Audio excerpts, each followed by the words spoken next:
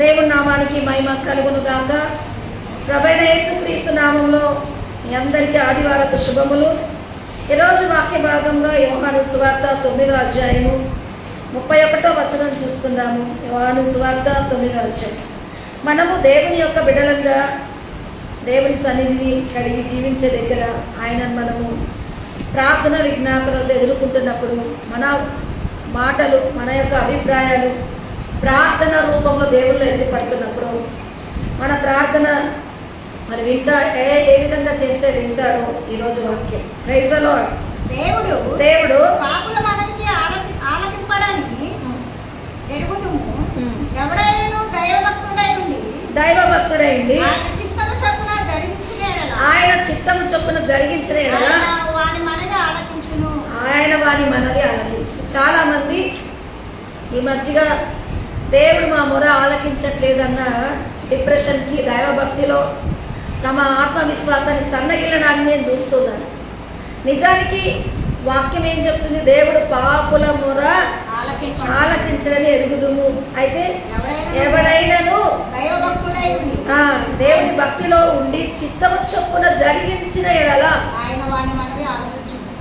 మరి చిత్తము అన్న ఒక మాటని ఈరోజు మనం తీసుకుంటే దైవభక్తి ఒక విధానం నేర్పిస్తుంది. అదేంటి? దేవుని యొక్క చిత్తం. చాలాసార్లు ప్రార్థించినప్పుడు మన ప్రార్థన ఎందుకు వెళ్ళలేదు అన్నది ఎవరు వాడు స్వతంత్రంగా దేవుని అనేక విన్నపాలు పెట్టి ప్రార్థన చేస్తూ భక్తి విశ్వాస్యతలు దేవుని యందు కొనసాగించుకుంటున్నప్పుడు వారి యొక్క ప్రార్థన వింటలేడన్న భావనలో ఆ చిత్తంగా ఆయనకి ఇష్టంగా మరి ఎట్లా ప్రార్థన చేస్తున్నామన్న గ్రహింపు కన్నా వినట్లేదన్న అవిధేతకి, తిరుగుబాటు స్వభావానికి దగ్గర అవ్వచ్చు. కాబట్టి ఏ విధంగా అంటే దైవ భక్తి కలిగి ఆ చిత్తంలో మనము ప్రార్థన చేస్తే దేవుడు వింటాడు. దైవభక్తి అని అంటే లోకంలో కూడా రోడ్డు మీద పోయేవాళ్ళు కూడా ఏ గుడి వస్తే ఆ గుడి ముందర ఏం చేస్తారు? చేతులు, నిలువు మోకాలు కూడా వేస్తారు. అవసరతలు ఎన్నో విన్యాసాలు లాగా సమర్పించుకున్న అవసరతకి సరెండర్ అయ్యేటట్టు చేస్తుంది. కానీ దైవ భక్తి అన్నది ఒకటి ఉంది. Praise the Lord. దైవభక్తి అంటే ఏంటి? దేవుని భక్తులుగా మనం ఒక జీవితాన్ని కలిగి ఉన్నప్పుడు మరి ఆయన అంటాడు, మీరు నా యందు ఉండి నా మాటలు మీ యందు ఉండి మీకు ఏది కావాలో అది అనుకుని నేను చేస్తాను. దైవభక్తి అన్న ఒక మాటలో ఆయన చిత్తం మనం గ్రహిస్తాం కాబట్టి ఆయనకు అనుకూలంగా ఉండే వాటిని అడుగుతాం. మీరు చాలాసార్లు చూడండి, మీ దగ్గర చాలా తాళపు చెవులు ఉంటాయి. ఆ తాళపు బుర్రకి తాళము కీస్ మీ దగ్గర ఉంటాయి. అవన్నీ సేమ్గా ఉంటాయి. ఇది పెట్టి అది పెట్టి ఇది పెట్టి అది పెట్టి లాస్ట్కు ఏది కరెక్ట్గా మ్యాచ్ అయ్యేది పెడితే నాకు ఓపెన్ అవుతుంది. అన్నీ సేమే ఉన్నాయి కదా అంటే పెట్టి పెట్టి గెలుపుతూ ఉంటావు కానీ దానికి ఓపెన్ అవ్వదు. సేమ్ అయినా అందులో కొంచెం కొంచెం తేడాతో ఉన్న దానికి సరిపోయిందే పెడితే ఓపెన్ అవుతుంది. Praise the Lord. కాబట్టి దేవుని చిత్తంలో కూడా మనము ఎన్నో మరి ప్రార్థన చేసినా అవన్నీ మరి జరగాలి, జరగకపోవచ్చు అన్నది చిత్తానుసారంగా చేసేటివే జరుగుతాయంటే త్వరగా నాకు చెప్పండి ఆ చిత్తం ఏంటో అని అంటారేమో. హల్లెలూయా, హల్లెలూయా. మరి కీర్తన 48వ వచనంలో అంటాడు, 40వ అధ్యాయం 8వ వచనం అంటాడు, దేవా నీ చిత్తము నెరవేర్చడం నాకు ఇష్టము, సంతోషము హల్లెలూయా. దేవుని చిత్తం మీద ఫస్ట్ మక్కువ పెంచుకోవాలి కదా, అవునా కదా? మరి కొన్నిసార్లు నాకు ఒక విషయం తెలుసు. అదేంటంటే ఏదైనా కానీ ఆతృతపడి కావాలి అని గబగబా చేస్తుంటే గాబరాలు మనం ఏం చేస్తాం? ఒకటి పోయి ఇంకోటి చేస్తాం. అవతల గాబరాగా ఒకటి పోయి ఇంకొకటి చేయకుండా ఉండాలి అంటే మనం వస్తువుల మీద కాదు, చేసే పని మీద దృష్టి పెట్టాలి. ఒక తాంత్రికుడు తన అనుభవాన్ని చెప్పాడు. ఆయన ఒక రాత్రంతా పూజ చేసి ఆ ధనాన్ని పైకి తీసుకురావాలని చేశాడంట. చేశాక రాత్రంతా చేసిన ప్రయత్నానికి ధనం పైకి వచ్చినాక అమాంతంగా ఆ ధనాన్ని చూసి మరి వాటేసుకునేసరికి గుండె గబేలని చనిపోయాడు. మరి రాత్రంతా చేసిన ప్రయత్నము కంటి నిండా కనిపించడానికి ఏమైతుంది, గుండె పగిలి చనిపోయాడు. కొన్ని విషయాల్లో మనము దేవుని ద్వారా ఎక్స్పెక్ట్ చేస్తున్న వాటన్నిటినీ పొందుకోవాలనుకుంటాం. పొందుకొని దానికి చిత్తమనే ఒక మాట గుండా దేవుడు మనల్ని ఎంత జీర్ణించుకొని ఏ పరిస్థితికి ఏది రిసీవ్ చేసుకోగలుగుతామో సమయోచితంగా మనకు అవి ఇస్తూ మనకు వాటిని నిర్ణయించేవాడిగా ఉంటాడు. హల్లెలూయా. మనం ఆనందంగా పొందుకోవాలి. అందుకే ఫస్ట్ మనం దేనిని ప్రేమించాలి? వస్తువులను కాదు, చిత్తాన్ని ప్రేమించాలి. చిత్తాన్ని ప్రేమించాలి. నీ చిత్తం నెరవేర్చడం నాకు సంతోషకరము, నీ ధర్మశాస్త్రము నా ఆంతర్యములో ఉన్నది. హల్లెలూయా. చిత్తానికి ఉండాల్సిన నిర్వచనాలను ఎక్కడున్నాయి?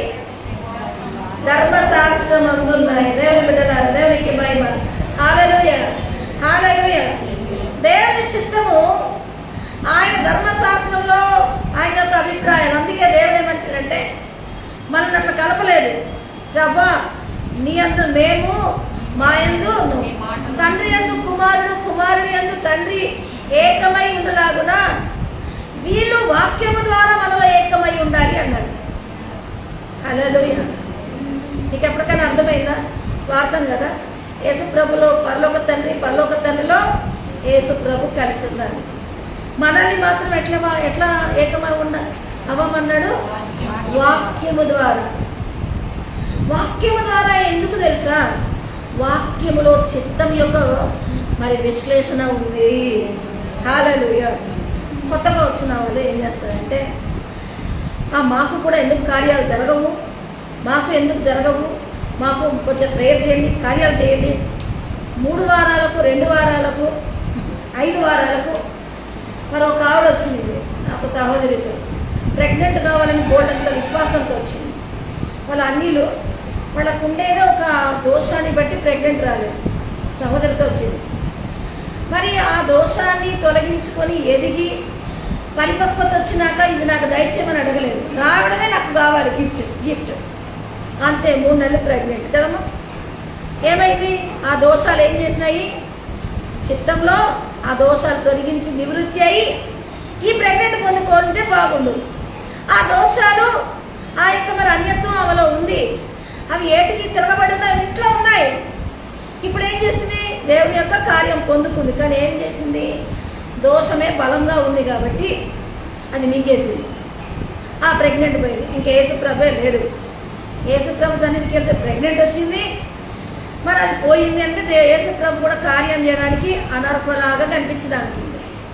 కానీ దేవుడు చిత్తంలో ఉంటున్న వాటిల్లో నీ వ్యక్తిగతము, దేవుని కార్యానికి నీవు మరి వీటిలో ఉన్న దోషాలు నివృత్తి పరిచి ఆయన కార్యం చేసినప్పుడు సమాధానంగా ఉంటావు. హల్లెలూయా. అది ఇంకెవరు కొట్టేయరు, అది నీదే, నీకే. ఆమేన్. ఎంతమంది ఈ విషయాన్ని నమ్ముతున్నారు? కాబట్టి పరిశుద్ధాత్ముడు అంటున్నాడు, ఏమంటున్నాడు?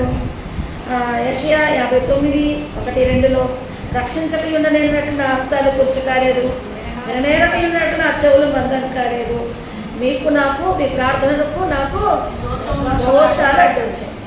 కాబట్టి దోషాలను నివృత్తిపరచుకునే దగ్గర చిత్తము మనం ఎట్లా అడగాలో, ఏ విధంగా మనం పొందుకోవాలో మనకు నేర్పించింది. Praise the Lord. కాబట్టి చిత్తానికి దేవుడు ఏమంటాడంటే తండ్రి యందు కుమారుడు, కుమారుడి యందు తండ్రి ఏకమై ఉంటారు. మనము వాక్యము ద్వారా ఏకమవ్వడానికి వాక్యానుసారంగా ఆయన విలువలన్నీ నేర్చుకోవాలి. ఆమేన్. ఇప్పుడే కార్యం చేయడానికి దేవుడికి చేతనవుతుంది. కానీ చేసిన మీకున్న దోషాలు ఏం చేస్తాయి? పొందుకున్న సహా మింగేయడానికి రెడీ అవుతాయి. Praise the Lord. చాలాసార్లు మరి ఇవి తెలుసుకోరు. ఇవి తెలుసుకోకుండా దేవుని నిందిస్తారు, పరిస్థితులు నిందిస్తారు. చాలాసార్లు నేను ఒక కుటుంబం చూశాను. అన్నీ జరిగిన మరొక చిన్న విషయానికి దేవుని తిడుతూ ఉన్నాడు. అప్పుడు అనుకున్నాను, మాలాంటి సేవకులు తిట్టినా, ఇంకా చర్చిలో తిట్టినా, ఏం తిట్టినా ఏమో కానీ మరి అటు నుంచి కొన్ని వాళ్ళ దేవుడు బలమే, ఇటు నుంచి మరి ఈ దేవుడు సత్యానికి బలమే. దేవుళ్ళ జోలికి వెళ్ళి తిట్టుకొని అసలైన ముప్పు ఏంటంటే కార్యం చేయాల్సిన దేవుని యొక్క శత్రుత్వానికి గురవుతాడేమో. హల్లెలూయా. కొన్ని వాటిల్లో దోషానికి బలం ఉంటుంది, దేవుడికి బలం ఉంటుంది. ఇవన్నీ తెలియకుండా ఒకటి ఒప్పుకుంటే ఇది పడితే విడిదిరితే అది పడతాం అన్నది, వీటిని బలమైన పట్టు ఢీకొని గలిబిలి చేసుకొని గలిబిలలో ఏం చేస్తారు, సహాయం చేసిన దేవుళ్ళకే ఏం చేస్తారు, ఇబ్బందులతో మాట్లాడి శత్రుత్వాన్ని పెంచుకొని మరి వాటి యొక్క దోషాలు ఇంకా ఎక్కువ చేసుకుంటారు. కాబట్టి ఏదైనా ఒక మార్గానికి వస్తే, ఏదైనా ఒక విధానానికి వస్తే, మరి క్రైస్తత్వం మతం కాదు, ఏంటది మార్గం.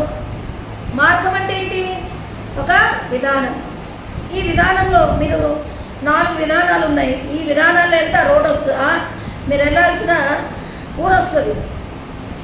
ఆ 4 విధానాలు, ఒకటి ధర్మం కింద, ఒకటి మీ వ్యక్తిగత ధర్మాలు, తర్వాత కొన్ని విధానాలు, ఇట్లా 4 విధానాలు ఉండొచ్చు.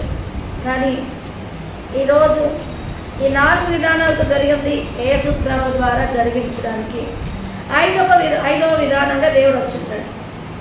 ఇప్పుడు ఈ 4 విధానాలు వెళ్ళి యేసుప్రభా అని అడుగుతారా? మీరు ఇటు వస్తే ఏం చేయాలి, ఈ మార్గాన్ని ఫాలో అవ్వాలి. హల్లెలూయా. ఏ మార్గాన్ని ఫాలో అవ్వాలి, ఈ మార్గాన్ని. చాలామంది ఆ మార్గాన్ని, ఆ చిత్తాన్ని, ఆ నడిపింపును అడగకుండా వాళ్ళు ఏ కీస్ అంటే ఆ కీస్ వేసి తిప్పి దేవుళ్ళు ఎక్కడ ఉన్నారు, లాక్ ఓపెన్ అవుతలేదు, మాకు కార్యాలు జరగట్లేదు అంటారు. అంటారు. హల్లెలూయా. ఉత్సాహం ఉన్న వాళ్ళు ఏం చేస్తారు, ఉజ్జాతనాన్ని హెచ్చించి ఒకరోజు ఈ దేవుడు అని స్తోత్రం అంటారు, ఒకరోజు ఆ దేవుడు అని స్తోత్రం అంటారు.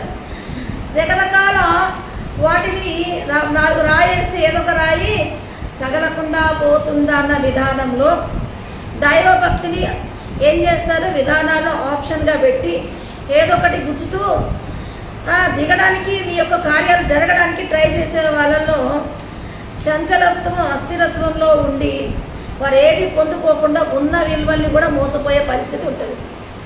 కాబట్టి మరి అన్యత్వానికి ఒక బలం ఉంది, యేసు ప్రభువుకు ఒక విధానం ఉంది. ఈరోజు ఏ విధానంలో ఉంటావో, ఏది నమ్ముకుంటావో అన్నది దేవుడు చల్లగానైనా ఉండాలి. నిలువెచ్చని స్థితి అంటే ఏదానికి చెందకుండా ఉమ్మివేయబడే పరిస్థితి. నువ్వు నీ నీతిని హెచ్చించుకొని నువ్వేమీ పొందుకో. నిజమే, మనసును నమ్ముకున్నవాడు మరి మోసపోతాడని సామెతలో నేను మనకు చెప్పాను. మీరు దయచేసి దేవుని భక్తిలో ఒక విధానంలో ఒక పద్ధతిలో ఎదగాల్సిన వారుగా ఉంటున్నారు. కాబట్టి మరి దేవుడు కార్యం చేయడానికి కృప ఇస్తున్నప్పుడు నీ చిత్తం నెరవేర్చుట నాకు ఆ ధర్మశాస్త్రం అంటే ఇష్టం. 66వ కీర్తన 18 అంటాడు, నా హృదయంలో పాపాన్ని లక్ష్యం చేసిన ప్రభువు నా మనవి వినకపోవచ్చు అని రాయబడింది. హృదయము ఇండిపెండెంట్గా స్వతంత్రంగా ప్రవర్తిస్తుంది. అదేంటంటే నువ్వు ఎక్కడికన్నా వెళ్ళి ఏదైనా చేయి, నాకు నచ్చింది చేయాలి అన్నది మన హృదయం ఏం చేస్తుంది, సొంత యాంకరింగ్ మొదలు పెడుతుంది. కాబట్టి నా హృదయంలో పాపము లక్ష్యం ఉంచిన ఎడల ప్రభువు నా మనవి వినకపోవును. ఆమేన్. చిత్తానుసారంగా మీ ప్రార్థన అర్హం అవ్వాలి అని అంటే ఖచ్చితంగా మీరేం చేయాలి, పాపము లక్ష్యం చేసే స్థానం ఎక్కడ ఉంటుంది, లోపల ఉంటుంది.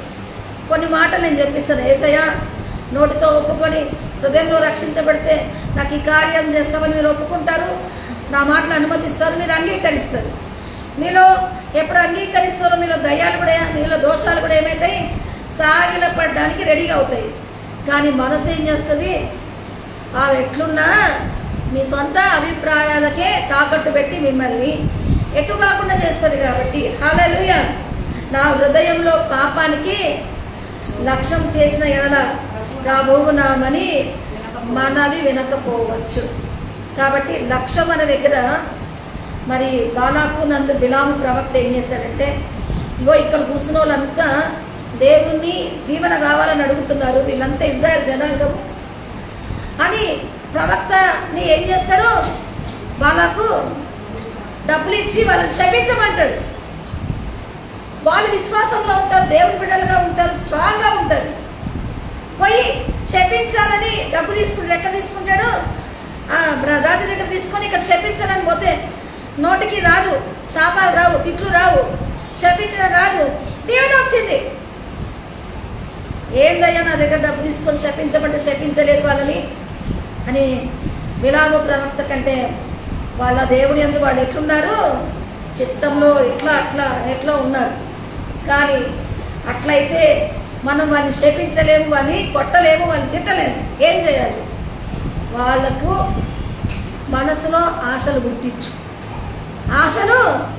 పుట్టించి వాళ్లకు ఆశలు పుట్టిస్తే తమ దేవుడితో వచ్చి అని అనిపించుకునేటట్టు చేస్తారు. అప్పుడు మనం శపించబడలే, వాళ్ళే శాపానికి గురవ్వడానికి వాళ్ళ మనసులు ఏమవుతాయి? దేవుడు వద్దన్న వాటిని పెట్టండి కదా, దేవుడు వద్దంటాడు, తాగుడు వద్దంటాడు, సిగరెట్ వద్దంటాడు, పాపం వద్దంటాడు. దేవుడి బిడ్డలుగా జీవిస్తాం, కానీ అవి అక్కడ ఏం చేస్తాయి? ఆశ పుట్టించేటట్టు అక్కడ మిమ్మల్ని అట్రాక్షన్ చేసుకొని అక్కడ పెట్టాయనుకో, మీరు ఆకర్షించబడి మభ్యపడి వాటిలో పడి మీ చేతులారే నువ్వు పాపి పో అనేటట్టు చేపించుకుంటారు అని అంత పెద్ద ప్లాన్ వేస్తాడు చూడండి. హల్లెలూయా. అందుకే జ్ఞాపకం చేసుకోండి, హృదయంలో పాపం లక్ష్యం ఉంచితే మనవి దేవుడు ఆలకించడు. దోషాలను బట్టి పొందుకున్నవి పోయే ప్రమాదం ఉంది, పాపాన్ని బట్టి మన ప్రార్థన ఎక్కకుండా ఉండడానికి ప్రమాదం ఉంది.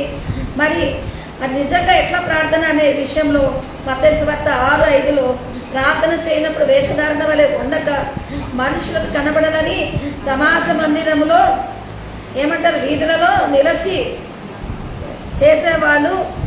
మీరు జనాలకు చూపించేటట్లు ఏది చేస్తారో చూసే వాళ్ళ తీర్మానమే మీలో ఉండడానికి ఆ ఫలమే మీరు పొందుకుంటారు. అవునా కాదా? దేవుని వల్ల ఫలం పొందుకోవాలి అంటే మనుషుల ముందర మన ప్రార్థనలో ఎక్స్పోజ్ అవ్వద్దు. ఎంతమంది ఈ విషయాన్ని నమ్ముతారు? మనుషుల వల్ల ఎక్స్పోజ్ అయిందనుకో, మనుషుల ఏం భక్తురాలు, ఏమేం విశ్వాసి అని వాళ్ళ ప్రశంస వరకే నీకు దేవుని ఉంటుంది. ఎవరికి కనిపించకుండా దేవుడితో నువ్వు పొందుకుంటే దేవుడి యొక్క దీవెన నీకు ఉంటుంది. కాబట్టి నీకు ఏ ఫలం కావాలో, ఏ విధంగా ప్రార్థన చేయాలో, ఏ విధంగా ఉండాలో అన్నది ప్రార్థనలో ఏం చేయాలంట? తమ తలుపులు వేసుకొని నీవు ప్రార్థన చేయనప్పుడు నీ గదిలోనికి వెళ్ళి తలుపు వేసి రహస్యమందున నీ తండ్రికి ప్రార్థన చేయి. ఆమేన్. రహస్యమందున నీ తండ్రికి ప్రార్థన చేయాలి. దేవునికి మహిమ కలుగునుగాక. ఇప్పుడు ప్రజలకు కనిపించకుండా అన్నది ఎట్లా? రహస్యమందు చూస్తున్న నీ తండ్రికి. రహస్యమందు చూస్తున్నాడని ఎంతమందికి తెలుసా ఈ మాట? చిత్తంలో ఈ పాయింట్ రాసుకోండి. నన్ను చూస్తున్న దేవుడికి నేను ప్రార్థన చేయాలి. రహస్యమందు నన్ను, ఈ పాయింట్ని మీరు ఖచ్చితంగా మీ ప్రార్థనలో పెట్టుకోవాలి. అంతేకాదు యాకోబు 1:6 అతడు ఏమాత్రం సందేహింపక విశ్వాసముతో అడగాలి. సందేహించువాడు మరి గాలిని రేపినవాడుగా. చదవమ్మా. అయితే ఏమాత్రం సందేహింపక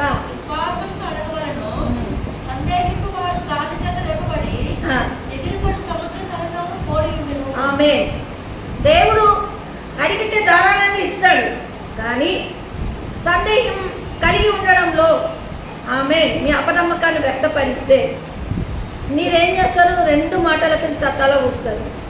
జరుగుతుందా జరగదా? ఆ ప్రభు జరిగించు, ప్రభు జరిగించు, ప్రభు. ఒక మాట మనం రిపీట్గా మాట్లాడుతున్నామంటే ఏంటి అర్థము? ఒక మాట రిపీట్గా మాట్లాడుతున్నామంటే అంటే తిప్పించి అదే మాట్లాడుతున్నామంటే మన మనసు ఎక్కడుంది? నేను ఒకసారి చెప్పాను, మనము ఫోబియా కలిగి ఉన్నామంటే ఆ రోడ్డు మీద మంచి హైవే రోడ్డు మీద వెళ్తున్నా ఆ మధ్యలో రాయికి నేను గుద్దుకుంటానా, అటు వెళ్ళొద్దు, ఆ రాయికి తగలొద్దు అని మన మనసులో ఒక మాట అనుకుంటాం. కానీ ఆ గుద్దుకుంటానేమో అన్నది నువ్వు ఆ రాయినే నీ మనసులో పెట్టుకున్నప్పుడు నీ మనసు నీ యొక్క చేతిని ఎక్కడ తీసుకెళ్తుంది? హ్యాండిల్ అటువైపే తిప్పి దానికే గుద్దుకుంటాడు చేస్తుంది. కొన్ని వాటిల్లో సందేహం కూడా అట్లే. ఏవి అనుకుంటామో నువ్వు నోటితో ఏమంటావు? ఇది జరగాలి ప్రభు, ఇది జరగాలి ప్రభు, నేను ఈ నామూలు అడుగుతున్నాను ప్రభు అంటారు. కానీ నీ సందేహం ఏంటి? జరగదేమో, ఏమైనా అవుతుందేమో. అదే జరిగింది అనుకో, ఏం చేస్తారు? ఆమె. కాబట్టి మీరు అడిగేటప్పుడు సందేహింపగా అడగాలి అన్నది. విశ్వాసం కడగవలెను. ఆ సందేహానికి మరి మంచి లాక్ చేసేవాడు ఏది? సందేహం లేకుండా, గ్యాప్ లేకుండా దేవునికి నీకు ఒక లాక్ ఉంటుంది. అదేంటి? విశ్వాసం. విశ్వాసం. ఆమేన్. దేవునిలో మీ విశ్వాసము పెనవేసుకున్నట్టుగా ఉన్నప్పుడు మరి సందేహానికి చోటు ఉండదు. Praise the Lord. హల్లెలూయా. అందుకే లూకా సువార్త 18:11లో ఇక్కడ ఒక ఆయన ప్రేయర్ చేశాడు. ఎట్లా ప్రేయర్ చేశాడో చూడండి. పరిసయ్యులు నిలబడి, దేవా, నేను చోరులను, అన్యాయస్తులను, వ్యభిచారుల వలె, మరి ఇతర మనుషుల వలనైనను, ఈ సుంకరి వలనైనను ఉండనందుకు కృతజ్ఞతాస్తుతులు చెల్లించుచున్నాను. ఆమె టాలీ చేసుకుంటా ఉంటారు. ఒకరిని పోల్చుకొని జీవితము చాలా తేలిక బతుకొచ్చట. ఎప్పుడు జీవితం బరువు అవుతుందంటే పోల్చుకున్నప్పుడే బరువు అవుతుందంట. ఒకరిని పోల్చుకున్నప్పుడే మన ఖర్చులు ఎక్కువైతాయి కదా. పోల్చే జీవితంలో దేవుడు విశ్వాసాన్ని బట్టి కార్యం చేసేవాడిగా ఉన్నాడు. అఫ్కోర్స్ సందేహాలు వదిలి విశ్వాసం ఉంచి ప్రేయర్ చేస్తే నీ విశ్వాసానికి దేవుడు కార్యాలు దయచేసేస్తాడు. మనం విశ్వాసం కలిగి ఉంటాము, పొందుకోవడానికి కూడా సామర్థ్యం కలిగి వాటిని పొందుకున్న వాళ్ళంగా ఉంటాము. తర్వాత మన భక్తి ఎక్కడ డౌన్ అవుతుంటుందంటే, నన్ను ఈ దరిద్రులాగా ఉంచలేదు, ఈ వ్యభిచారిలాగా ఉంచలేదు, ఆ అమ్మలాగా ఉంచలేదు, ఈ అమ్మలాగా ఉంచలేదని పోల్చుకునే దగ్గర మరి ప్రార్థన చేసినప్పుడు నీకు కృతజ్ఞతాస్తుతులు చెల్లిస్తున్నానని ఏం చేశాడంట? రోజుకు 2 మార్లు ఉపవాసం ఉంటున్నాను, నా సంపాదన అంతట్లో చెల్లించున్నానని తనలో తాను ప్రార్థించుండెను. తొట్టుపడి తన నీతిని ఎత్తి పట్టుకుంటూ మరి ఇతరుల్ని పోల్చుకుంటూ ఉన్నప్పుడు దేవుడు పాపికి ద్వారం తెరిచాడా? మరి పరిసయ్యునికి ద్వారం తెరిచాడా? పాపికి ద్వారం తెరిచాడు. నిజమే, తొట్టుపడేదండి. ఎదిగినాక తొట్టుపడేది ఇతరుల్ని టాలీ చేసి. ఈ మధ్యగా ఒక అతను పేర్లు పెట్టి పిలుస్తున్నాడు. నీ పేరు పెట్టి, నా పేరు పెట్టి అద్భుతాలతో కార్యాలు చేస్తున్నారు. పేరు చెప్పాలి, ఇది కూడా ఆన్లైన్లో ఉంది. పేర్లు పెట్టి పిలిచి హీలింగ్స్ చేస్తున్నాడు.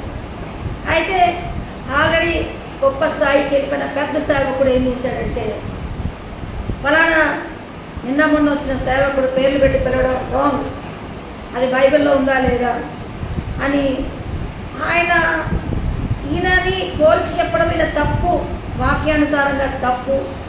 ఆ వరం ఉందా లేదా, అది రైట్ ఆ రాంగ్ అని విమర్శలకు. అంత పెద్ద సేవకుడు, నీ స్థాయి పై స్థాయి ఉంది, నీకన్నా చిన్నగా ఇప్పుడిప్పుడే వస్తున్న సేవకుడు మరి సంబరపడుతున్నది ఏంటంటే వరాలతో పేరు చెప్పి పిలిచి ప్రార్థన చేస్తున్నాడు. పెద్ద సేవకుడు ఏం చేశాడు? చిన్న సేవకుడు చేసేదంతా యాక్టింగ్ అని మరి ఒక ఆమె పేరు పెట్టి పిలిచి, అక్కడి నుంచి ఎందుకు పిలుస్తుందా, నేను ఎట్లా పిలవగలిగాను? ఆమె, నువ్వు నన్ను చూసావా? చూడలేదు. నువ్వు నా దగ్గర రాలేదు, కానీ నీదే ఊరు అని పక్కన చెప్తే పక్కన వాట్సాప్తో నాకు పంపించింది. ఒక్కరిని పంపిస్తారు, ఇద్దరు పంపిస్తారు, ఎప్పటికి పంపిస్తారా? హల్లెలూయా. కొన్ని శరీరమైన మనసు మరణం, వాటికి అవగాహన చాలా తక్కువ ఉంటుంది, పైరూపు అనిపిస్తుంది. ఆంతర్యంలో ఆత్మ మనసు ఉంటే ఆత్మ ద్వారా అన్నింటినీ వివేచించడానికి తాంత్రికంగా ఉండేవాళ్ళు ఈ దివ్యశక్తులు కలిగి ఉంటారు. కానీ దేవుల్లో కూడా ఆత్మ దేవునిలోనివి కూడా చూస్తుందంట. దానికి విజన్ ఎక్కువ ఉంది, దానికి దివ్య దృష్టికి అన్ని కనిపిస్తాయి. దేవుని దృష్టితో అన్ని చూడగలుగుతున్నారంటే దేవుని సన్నిధికి వెళ్ళాలి అంటే చిత్తం కనుగొనే స్థానమే ఎక్కడుందని చెప్పారు? సామెతలు 8:9 వచ్చిన చూడండి అమ్మా. సమయం మరి తక్కువ ఉందమ్మా, అందుకే నేను త్వరగా చెప్తున్నాను. సామెత, ధర్మశాస్త్రము వినబడకుండా చెవిని తొలగించుకొని, ధర్మశాస్త్రం వినబడకుండా చెవిని తొలగించుకున్నవాడు వాడి ప్రార్థన హేయమని రాయబడింది. 28:9 సామెత. ధర్మశాస్త్రం వినకుండా చెవిని తొలగించుకోవడం అంటే వాక్యంలోనే దేవుని చిత్తం ఉంది. ఎందులో ఉంది? వాక్యంలోనే దేవుని చిత్తం ఉంది. మరి ఆ వాక్యాన్ని పెడచెవిపెట్టి నాకు కార్యాలు జరగాలి అన్నది. ఆ చిత్తం తెలుసుకోకుండా కార్యం. నేను మొన్న ఈ మధ్యగా ఒక ఆమె ఫోన్ చేశారు, సిస్టర్ గారు ఈ ఊరే ఫోన్ ద్వారా మాట్లాడితే నేను అన్నాను ఇక్కడ వాళ్ళతో నన్ను కలవాల్సిందే అని ఒక రూల్ పెట్టుకున్నాను. కాబట్టి నన్ను కలవడానికి ఎన్ని గంటలకు ప్రేయర్ అంటే కరెక్ట్గా 3 నుంచి 4 వరకు వాక్యం ఉంటుంది, దానికి ముందే స్టార్ట్ అవుతుంది, 8-3కి రావాలి అని చెప్పాడు. దాన్ని ఎన్ని గంటలకు వచ్చింది తెలుసా? కరెక్ట్గా 4 దాటాక వస్తే ఈ సోది ఏది సోది? వాక్యం. అంతే కదా, వాక్యం సోది అయిపోతుంది. మన సమస్య ఎట్లా పట్టుకొచ్చింది? దేవుడికి ఇచ్చిన విలువ సమస్య ఇది. దీనికి విలువ ఇవ్వడంలో మరి దీనికి ఇస్తున్న ఆసక్తి దేనికి ఇస్తలేదు? దేవుడికి వాక్యానికి ఇవ్వట్లేదు. కానీ వాక్యం ద్వారా నివృత్తి కలగడానికి, వాక్యాన్ని వెంబడించాలంటే సమస్యలు ఉన్నవాళ్ళు 100 తలకాయలు అయిపోయింటాయి. ఎట్లా అయిపోతాయి? ఆలోచన చేసి తలకాయలు అయిపోయి వాక్యం వినాలంటే ఎప్పుడైపోతుందా? అప్పులోళ్ళు వస్తారు, ఎప్పుడైపోతుందా? మరి ఈ సమస్య ఉంది, ఎప్పుడైపోతుందా మా పని? ఇట్లా అనుకుంటారు. కానీ మనసు అప్పగించి కూర్చొని వాక్యాన్ని వినరు. కానీ ఇక్కడ వాక్యం క్లియర్గా చెప్తుంది, ధర్మశాస్త్రం వినకుండా చెవిని తొలగించుకొని వాడి ప్రార్థన. ఎందుకంటే వాడు చిత్తంలో ఉంటాడు. రౌడీ షీట్ల లాంటి మనుషులకు నీ విలువ ఇస్తే వాళ్ళు దేవుడు కార్యం చేస్తాడంటే వెంటనే 4 అయినాయి, ఇంకోటి అవుతుంది, కార్యం జరుగుతుంది రాయి అంటే అక్కడ ఇక్కడ కూర్చొని దేవుళ్ళని తిట్టుకుంటా. మరి ఒక్కోసారి మనం గ్రూప్లో వాక్యాలు హత్యగా దేవుని హత్య కూడా చేస్తున్నారు. ఏడున్నాడు వాడు అన్నట్టుగా మాట్లాడిన మాటల్లో దౌర్జన్యమైన మాటలు మాట్లాడిన స్థితిలో తమ విలువల్ని ఎక్కడ పోగొట్టుకుంటున్నారు? దేవుని సన్నిధిలో పోగొట్టుకుంటున్నారు. కాబట్టి మీరు ఆశించనందు మరి పోట్లాడి యుద్ధం చేయడం కానీ దేవుని అడగనందున, అడగడం ఎక్కడ అడగాలి, ఎట్లా అడగాలో ఈరోజు విధానమే అది. ఆ వాక్యం హల్లెలూయా. కాబట్టి సవాల్ చేయడము, మాట్లాడటము, మాటలతో దింపడం అన్నది మన మాటల్ని మంత్రాల్లాగా చేసుకుని ఏడున్నావు ఇస్తావా ఇవా నిజమైన దేవుడితో కుమ్మరించి ఇట్లా కాదు. ఆమేన్. ఎట్లా ప్రార్థన చేయాలని ఒక్కొక్క మాట చదువుకున్నాము. మరి దేవుని చిత్తానుసారంగా చేయాలి. మరి ఆయన చిత్తము, ఆయన ధర్మశాస్త్రము నాకు సంతోషమని ప్రేమించినాడు. అంతేకాదు పాపాన్ని లక్ష్యం ఉంటే మన మొర ఆలకించడు. రెండవది మరి మన దోషాలుంటే ప్రార్థన ఎక్కదు. మూడవది బహిరంగంగా మనము నటిస్తే మన ప్రార్థన మరి దేవుని ఫలం కాదు మనుషుల ఫలంతో ముగిస్తుంది. యాకోబులో సందేహపడకుండా ప్రార్థన చేయాలి. లూకాలో ఎవరితో పోల్చకుండా ప్రేయర్ చేయాలి. మొత్తానికి సామెతల్లో ధర్మశాస్త్రానికి తల వంచకుండా అవసరాలకు మాత్రం చెయ్యి ఇవ్వు అని మరి అట్లా అడగకూడదు. ధర్మశాస్త్రంలోనే ఆయన చిత్తము దాగి ఉంది. మరి 6వది ఏం చెప్తున్నారు? అన్ని విన్యాసాలు చేసి మరి నోట్లో మాట్లాడుకుంటూనే ఉంటాం, వాటిని కొనుక్కుంటూనే ఉంటాం. ఆమె ఇట్లన్నీ మరి ఒకసారి మోకరించు అన్నది. ప్రార్థన లేకుండా నోట్లో మాట్లాడుకొని చెప్పే వాటిల్లో కాదు, ఏకీభవిస్తే. ఆమేన్. ఏకీభవించడం అపోస్తుల కార్యం 1:14లో వారు ఏక మనసుతో ప్రార్థన చేసినప్పుడు బలమైన ఆత్మ వారికి దిగి వచ్చింది. చివరిగా చదువుకుందాము యోహాను 14:13లో మీరు నా నామమున దేనిని అడుగుతారో తండ్రి కుమారుని మహిమపరచద నిమిత్తము అవి చేస్తారు. టోటల్గా ఎందుకు ఆయన నామంలో అది అడగాలి అని అంటే ఆయన కుమారుడు నీతి ద్వారా మనం అంగీకరించబడ్డాము. ఆయన కుమారుని బట్టే మనకి ఇవ్వడానికి, మనకు మన ప్రవర్తనకు మన విలువలకు మరి మన దోషాలకు నివృత్తి ఎవరై ఉన్నాడు? దేవుడై ఉన్నాడు. కాబట్టి ఇప్పుడు ఆయన కుమారుని మరి ద్వారా మనము మన ప్రార్థన అంగీకరించడానికి కార్యరూపిగా. హల్లెలూయా. అందుకే నా నామమున నన్నేమి అడిగిన నేను దానిని చేస్తాను. హల్లెలూయా. కాబట్టి తన నామంలో ఒకటే తన కుమారుని బట్టి చేస్తాడు. రెండవది తన నామాన్ని మనకు అనుగ్రహించడం కొరకు ఆ నామాన్ని ఇక్కడే క్లోజ్ చేస్తాడు. ఎట్లా క్లోజ్ చేశాడు? తను మన కొరకు అప్పగించుకున్నాడు. మన సుఖాల కొరకు తన దరిద్రం ఇచ్చాడు, మనకు ఐశ్వర్యం ఇచ్చాడు. ఆ నామాన్ని మనకు సోపానంగా ఇచ్చాడు. కాబట్టి యేసు నామంలో అడుగుతున్నాం తండ్రి, ఆమేన్ అని చెప్తాం. మరి ఆయన నామాన్ని మనకు త్యాగం చేసిన దేవుడు ఈరోజు ఎట్లా అడగాలి అంటే, మరి విశ్వాసము లేకుండా దేవునికి ఇష్టడై ఉండుట అసాధ్యమైన ఉన్నాడని, నన్ను వెదకు వారికి ఫలమిస్తాడని. ఆమేన్. నమ్మికతో అడిగితే మీకు ఓపెన్ అయ్యి మీకు కావలసినవి దేవుడు ఇస్తాడు. హల్లెలూయా, హల్లెలూయా. మీకు ఎక్కడ ఓపెన్ అవ్వాలి? హల్లెలూయా. విశ్వాసముతో కుమారుని పేరట మీరు అడగాల్సిన వాటిల్లో మన మనస్తత్వాలు ఇక్కడ యాంకరింగ్లన్నీ కట్ చేస్తూ ఆయనకి ఇష్టంగా అన్నది ఏక మనసుతో అడిగితే దేవుడు ఇస్తాడు. మరి దేవుడు ఒకటే అంటాడు, మరి ఆయన ఆత్మ ద్వారా తండ్రి మనకి ఏమి అనుగ్రహిస్తున్న వాటిని మనం చూస్తాము. ఆత్మ ద్వారా అబ్బా తండ్రి అని అడిగే యోగ్యత మనకి ఇస్తాడు. కాబట్టి అన్ని క్లియర్ అయి మనం వాటిని పొందుకోవడానికి, తండ్రి దగ్గర ఏముందో అది మనం పొందుకోవడానికి ఆ దారి చూపించేవాడు ఎవరు? పరిశుద్ధాత్మ. ఈరోజు పెద్ద భక్తులు చిన్న భక్తులు క్రిటిసైజ్ చేశాడు, కానీ చిన్న భక్తులు కూడా దేవుడు హల్లెలూయా దేవుళ్ళలోవి మనిషిలోనివి చూపిస్తూ అడగడానికి, మరి ఆత్మకు అన్నీ ఆ ఎరుకువైన ఆత్మను పొందుకున్నప్పుడు పేరు కానీ అవసరతలు కానీ అవతల ఊహ కానీ ఆ ఆత్మ ద్వారా నీకు నీ అంతరాత్మకు తగిలినప్పుడు నువ్వు వాటిని తెలియకుండానే వ్యక్తపరుస్తావు, అవి చెప్తావు. వీటన్నిటిలో ఎంత భావం దాగి ఉందో పరిశుద్ధాత్మనికి అప్పగించుకొని అందరం కాలం వస్తుంది. ఒక పాట తీసేద్దామా? అన్నీ సాధ్యమే, అన్నీ సాధ్యమే యేసుకు అన్నీ సాధ్యమే, అన్నీ సాధ్యమే యేసుకు అన్నీ సాధ్యమే. అద్భుత శక్తి